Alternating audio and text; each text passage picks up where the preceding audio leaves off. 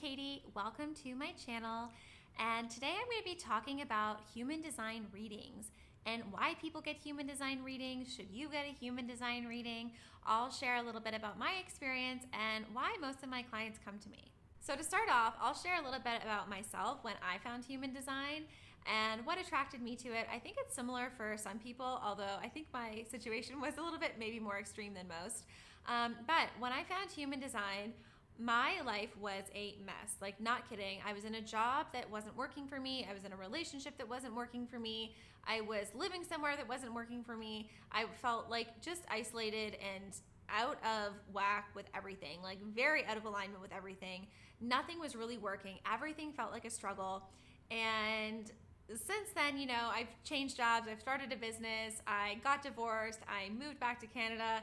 There's been a lot of changes. And human design has definitely played a big part of that. And not because human design is some system that tells me how to run my life, but when I started learning about myself through human design, it felt so true and so real. And I hadn't had a tool that really helped me to see myself like human design did. And when I could see this potential for alignment and how I was really meant to be and the strengths and the ways that I could operate, it really sounded wonderful and it just felt real. It felt true. It felt good. It felt aligned. And so I began to apply more and more human design into my life, and I've had really amazing results from it, as do a lot of my clients. I'm going to share some of the reasons why clients come to work with me, and here are some of the comments that they send me after we work together. I'll put them up on the screen here or something like that. But I really love being able to impact people with human design. One of the biggest reasons that clients come to see me is because they want to learn more about themselves. They've heard about human design somewhere, they think it's kind of interesting. Maybe they've even been learning about themselves and they have books and they listen to podcasts, but they just want to have a one-on-one conversation with someone that can really see things in their chart and understand it and explain it in a way that really makes sense to them, because I know that human design can be a bit of a complicated system. Not everyone wants to spend the time to actually figure it out. So booking a reading is a really great way of people understanding more about themselves, learning what drives them, learning what the big parts of their personality are. And through learning about themselves, one of my favorite things that happens all the time with clients is towards the end of the call, they're always like, wow, I feel like I can be a lot nicer to myself, or I feel like I don't have to judge myself about this anymore. Because we often look at others and compare ourselves to others and think, oh, this person is that way, so that makes me wrong, and I'm not good enough because I'm not like this, or I should be more like that because other people are this way. And when you can really understand your own chart and how you're designed, it's just such a level of I don't know, peace, relaxation, just being okay with who you are and seeing how it is. And human design, I want to be clear, is not an excuse to be a certain way. It's not like, oh, well, I'm an emotional person, so I'm just going to fly off the rails and create all this chaos. No, it's understanding that you're an emotional person and learning how to use that in a really powerful way, or in a way that's useful, or in a way that's helpful. Not just being like, oh, well, this is how I am, so too bad, deal with it. I don't subscribe to that version of life or human design, and I encourage my clients not to do that either. But really understanding themselves, what drives them, what their life purpose is, how their energy works. All big reasons that people come and work with me. The second reason I would say that people come is because something in their life isn't working. Maybe they're in a job that they don't really like, or they're feeling kind of lost, or their health is kind of meh, or there's something in their life that isn't working, and they'll come to me and ask questions about certain things, or is there anything in my chart about this, or what's going on with this, or how can I do this better, and what would be a better way for me to approach this. So I want to mention that with human design readings as well, different people are going to do readings differently. So there are sometimes when I will do a reading and someone will come and just be like, I don't know why I'm here. I just want to learn about myself. Just go through my chart. So sometimes I'll have a more structured way of just sort of going piece by piece through their chart. But sometimes it's more conversation. So when people have something specifically that they're dealing with in their life, we'll have a conversation about it, and I can pull out the different pieces of their chart that would impact this, or could make a difference in this, or can help them understand things from a different perspective. The third reason people come to see me is that they're burnt out. There's a lot of really burnt out people in our world. And if you're one of them, I get it. I've been there. I used to have this like really morbid fantasy of passing out and like smacking my head and having to be hospitalized or something for a week. And I'm like, oh man, that would be so nice. I could wake up and I would be, just rested and hydrated. And I know that that's ridiculous and I don't actually want this, but that was the level of exhaustion that I was at and how burnt out I used to be before I found human design and really started applying it. And I don't wish that for myself anymore. I know how to take care of myself, and human design has really helped with that. So with human design, a huge part of it is understanding how to use your energy. I do have a video on the motors in human design, which can help you understand your energy a little bit more. So check that out. But understanding your energy, there's a lot of different pieces that can go into it, and there's a lot of different energy sort of leakages or things that you can do to really empower yourself depending on your design. So there's quite a few people that come to me because they're burnt out, they're feeling exhausted, they don't have the energy to do the things that they want to do, and so we chat about that. Another thing that people come to see me about is relationships. So sometimes when people are having a hard time in relationships, or they want a relationship and they don't have it, we can chat about that in terms of attraction or in terms of how things work. And I had this one client and she was like this close with her husband, like of it just being over and it not working, and it was so frustrating.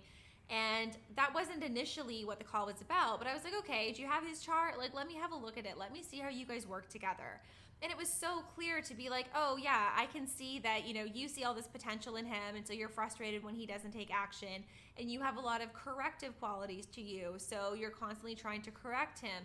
And I know that you have good intentions, but you are exerting this pressure on him, and he feels the pressure all the time. So it's this dynamic that can be really tricky when you're not aware of it, and you're doing everything with the best of intentions, and he's doing everything with the best of intentions, but it just isn't working. And so being able to shift a couple of things based on how you energetically connect with your partner, it can be so good. It can make things so much easier. It can make things so much less painful. When you're able to see things kind of in black and white and how it works, it's just like, oh, yeah, that makes sense. Okay, so I can see that if I do this, it's whatever. Or I can see when my partner does this thing, it's not personal. It's actually just a mechanical thing of how our charts connect. And so you can understand if maybe how to interrupt the pattern or how to do something differently or how to experience the result differently, and it just makes things so much more peaceful. So that's something that I love about human design, is understanding the interactions that you have with other people. Another part is people want to understand their purpose, what they're here for. And this is something I love, love, love about human design. The purpose piece, there's a lot of different aspects I would say that go into it, and it's way beyond what your type is. I love looking at the gates and the planets. Those really drive that part of it, I would say. So looking at those, putting it together, and also understanding that there is no like life purpose of being a firefighter in your chart or something.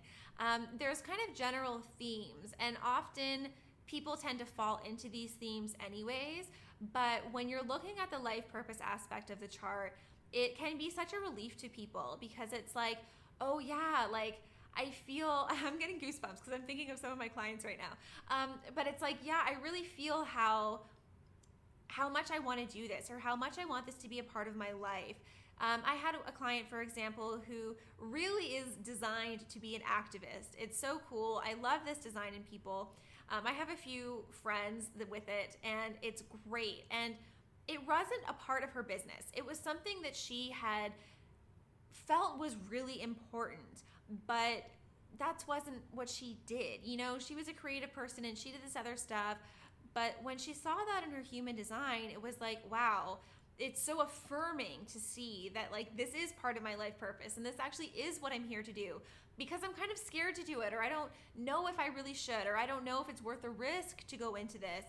But when you see it in your chart it's kind of like a affirmation, or it's like an affirming piece of you're actually on the right track, you're going in the right direction. Like, this isn't crazy that you want to do this. This is actually built into your purpose.